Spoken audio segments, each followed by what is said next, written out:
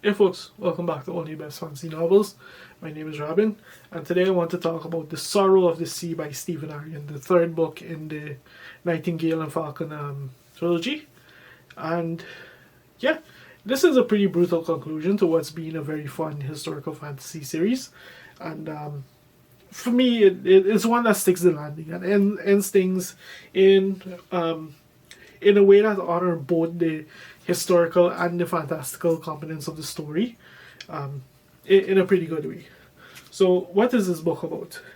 The Ilkhanate is now under the control of Temujin, but his time on the throne is already limited. Timur is coming at the head of a vast army, and the Ilkhanate just does not have the resources to even pose a semblance of a fight against him. As a result of that, Temujin is going to be forced to make allies from the strangest places he can think of. Then we have the story surrounding Princess Kokochin, who she is on a particular path that is going to see her leave Persia behind, potentially forever. And then we have General Kaivan, who has amassed a significant army, but as Timur rampages on his way towards Persia, Kaivan is going to have to make a choice on just what, just which of his beliefs he's willing to compromise on for the sake of the greater good. So that's kind of the setup for the book. It pretty much catapults directly off the ending of the previous one, and this is a very given how much story there was to tell and how much story this does tell, it's a surprisingly short, very fast-paced read. Like there's an economy of words that works well for it. It doesn't waste time on fluff. It doesn't waste time on anything relevant. It spends significant time on the characters. It spends significant time on setting up the story, on the events that build up to the climax, and it's just fast paced as a result of all of that. Even when we're at like slower moments of the story, it still feels very much fast paced. I don't know if the word count is as a result of all these things we've been hearing recently around publishing, where publishers are putting very tight word counts on authors when it comes to books that they can write. But like this book, as a result of that, this book felt shorter than it should have been. Like it felt like it didn't need it, but it could have benefited from being a little bit thicker and kind of just spending more time delving into some things. But that's not like a complaint, that's like a wish. Like I said, the book works as it is. It's very much fun as it is. It's just like, I think it could have been just a little bit better if it had a little bit more padding to it. But anyway, like, this is, I haven't read too much historical fantasy. I've read a decent amount, but this was the book that kind of finally made me stop and think how much of a challenge it must be for authors to write historical fantasy, because you have obviously the size and scale, and you have to think of what side of that scale do you really want to bend towards. Do you want your story to be more historically accurate, or do you want your story to be more fantastical? And I think either way they pivot, they're probably going to irk some fraction of or some particular component of their readers. No one's quite going to be happy on where they land. And I think in that regard, Stephen Aryan does a good job of landing at a solid point. Like, we very much have a story that historically it's about a conflict that is simply smaller parts of a much larger ongoing conflict. This is very much about the challenges that Persia faced on its way to freeing itself, whether temporarily or permanently, from the grip of the Mongol Empire. And this is like, that's the story these three books set out to tell. And it does a good job of telling that particular story. You still do very much have the backdrop of the Mongol Empire and the machinations and all the fighting and the war that goes on there. Because as much as Mongols do not kill Mongols, Mongols very much kill Mongols.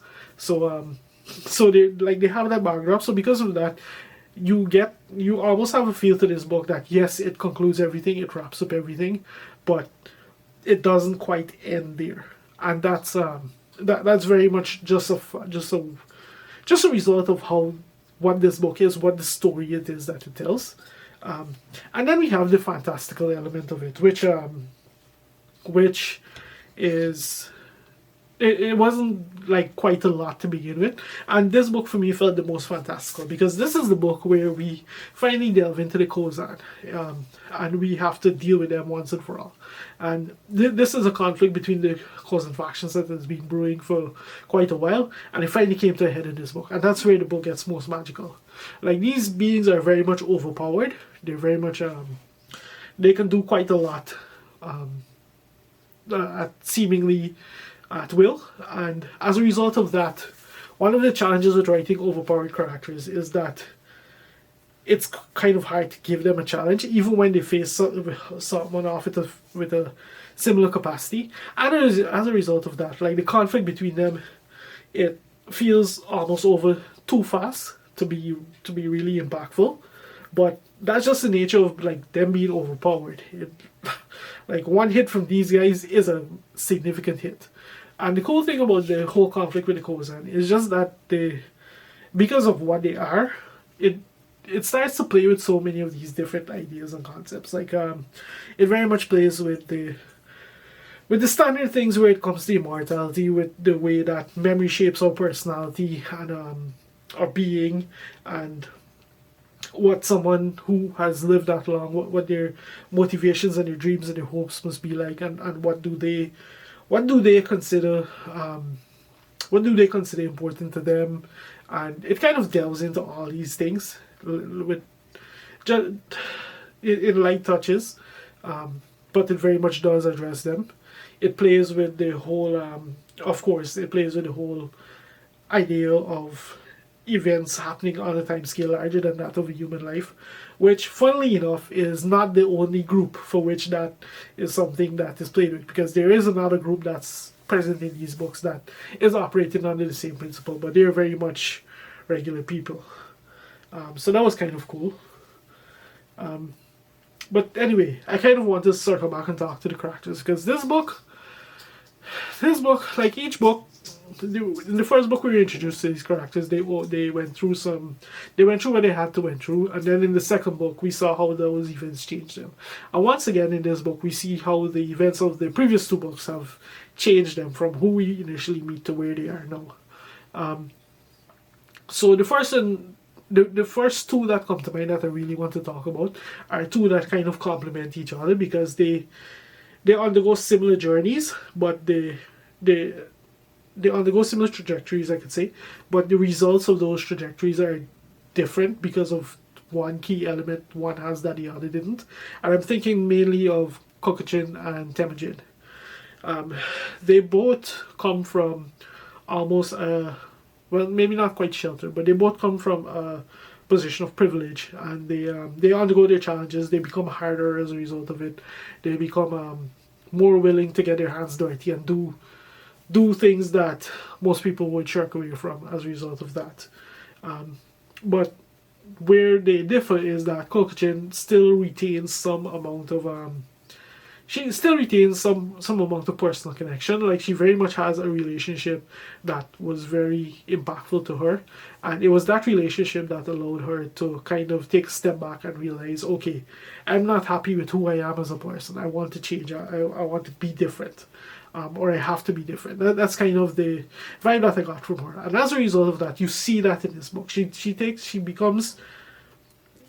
still is very much the person that she has changed to become, but there is she's not as she's a bit more empathetic about it. She's kind of scaled it back essentially, and it was a bit of redemption for her. Whereas Temujin, he doesn't have anyone like that to kind of pull him back and kind of talk him back down from the brink. In addition to that, because of his whole shtick, he very much begins to disassociate himself from humanity in general. And as a result of that, like, he just goes really deep off of it. And it sets him up for what eventually happens over the course of this book. And that kind of thing. And then we have General Kaivan, who honestly he's not super interesting as far as the character goes, but he does have some of the more fun parts of this story that I do want to talk about. And then we get to the actual story itself that is being told here. Like I said, this book is very fast paced. It is very much the climax to the series. So we have, with Kokochin, we have like a really intense story that takes place well out of any setting we've seen so far. In a brand new area where she doesn't have the resources or the capacities that she normally has.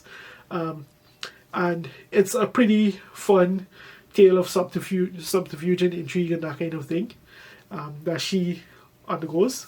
And then we have Kaivan, who is like the main kind of traditional warfare POV that you would get in these types of stories. And the battles that he takes part in were fun to read, were really fun. Like they had some nice twists and turns, and they were great action scenes. I really enjoyed reading those battles, and so that was like a perfect capstone to the story. And then we have, of course, Temujin and the magical component of it, the fantastical component of it. And between the three of them, they create a story that's very fast paced, that has quite a bit of actions and intrigue and twists and turns. Like overall, I'm quite happy with what it does. Could it have been better? Probably. Could it have probably benefited from more word page, from more wording, page count, whatever you want to say? Probably. But it was really fun as it is. It could feel a bit rushed as a result of just the way how fast paced it is, but it is what it is. Like for me, it ultimately works really well as an ending for the series, which overall has been a pretty fun series to read. And yeah, I guess I look forward to seeing what Stephen Aryan has next in store for us, because this book very much wraps up the trilogy. And I think that's all I have to say about The Sorrow of the Sea. If you've made it this far into the video, thank you very much for watching, and I'll see you next time.